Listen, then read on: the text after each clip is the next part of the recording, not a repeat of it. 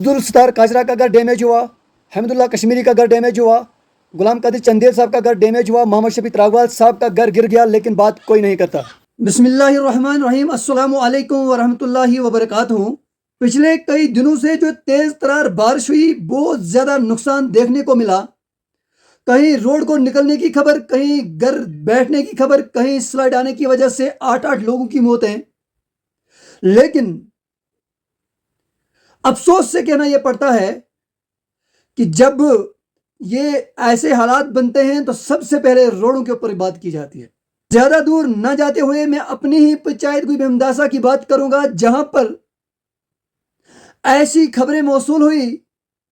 کہ کسی کا گھر بیٹھ گیا، کسی کو سلائڈ آنے سے گھر بیٹھا، کسی کو سلائڈ نکلنے سے گھر کو خطرہ ہے، اور بارش تھمنے کا نام نہیں لے رہی تھی۔ میں تو دیکھ رہا تھا، لیکن اگر میں نے سنا تو صرف روڈ کے اوپر ٹپنی سنی۔ سب سے پہلے میں اگر نام لوں تو بٹاس کا ہی لوں، عبدالستار کاجرا کا گھر جو ہے ڈیمیج ہوا، آپ نے ویڈیو بھی دیکھا ہوگا، لیکن کسی نے اب تک بات نہیں کی۔ نمبر 2، محمد شفیع تراغوال صاحب جو ہے وہ بھی وہاں پاس میں رہتے ہیں، اس کا مکان ایک سائڈ سے بالکل گر گیا ہے، لیکن کوئی بات تک نہیں کر رہا ہے۔ اور اس کے بعد نمبر 3 پہ غلام قادر چندیل صاحب کا جو ہے ایک کمرہ بتایا جاتا ہے گر گیا، اور آپ ویڈیو میں دیکھ سکتے ہیں اس کا بھی بہت زیادہ نقصان ہوا۔ وہ گھر یہاں پہ گرا ہے، اگر تھوڑی سی بھی اور بارش ہوتی تو اس کا اصلی مکان بھی وہاں سے گر سکتا تھا۔ اور میں یہ نام اس لیے گن رہا ہوں، سب سے پہلے میں نے آپ کو بتایا جو عبدالستار کاجرا صاحب ہے، بٹاس کے رہنے والے ہیں، پنچایت گوئی بہمداسا میں رہتے ہیں، ان کو بھی سلائڈ ہوا ہے، ان کو ابھی مکان جو ہے بیٹھ گیا ہے۔ اس کے ساتھ ساتھ محمد شفیع تراغوال صاحب اس کے ساتھ ہی رہتے ہیں، اس کا گھر ایک سائڈ سے بالکل گر گیا ہے، بات کوئی نہیں کر رہا ہے۔ اس کے بعد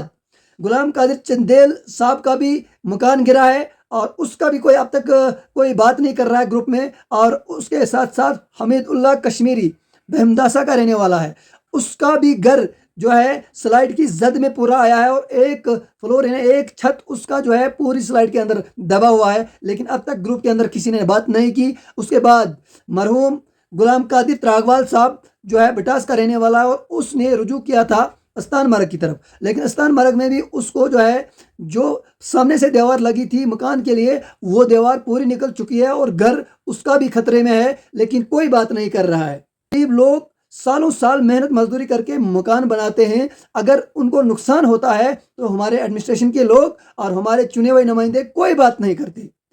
میں اس لیے کہہ رہا ہوں کہ سوشل میڈیا کا زمانہ ہے، گروپ کے اندر جتنی ٹپنی اور جتنی سیاست جو ہے گرمائی جا رہی ہے، جس کا نقصان ہوا اس کا ہوا، لیکن انسان یہ سوچتا ہے کہ اور دکھ میں کون ساتھ ہے اور غمی اور پریشانی میں کون ساتھ رہتا ہے، کہ میرے گھر میں کون میرے لیے حوصلہ افزائی کرتا ہے۔ پھر کام بنے یا نہ بنے وہ دوسری بات ہے، لیکن ادباً گزارش کرتا ہوں چنے ہوئے نمائندوں سے، ان عقل مند اور سمجھدار لوگوں کو میں یہ بتانا چاہتا ہوں، آپ ایک ہی بات کریں، ایڈمنسٹریشن سے بات کریں، ایڈمنسٹریشن کا دورہ پنچایت گوئی بہمداسا کے اندر کروائیں، تاکہ ان لوگوں کو سہارا ملے جن کا نقصان ہوا ہے۔ ادباً گزارش میں یہ کرتا ہوں ان بڑے لوگوں سے اور ان باشعور لوگوں سے کہ مل کر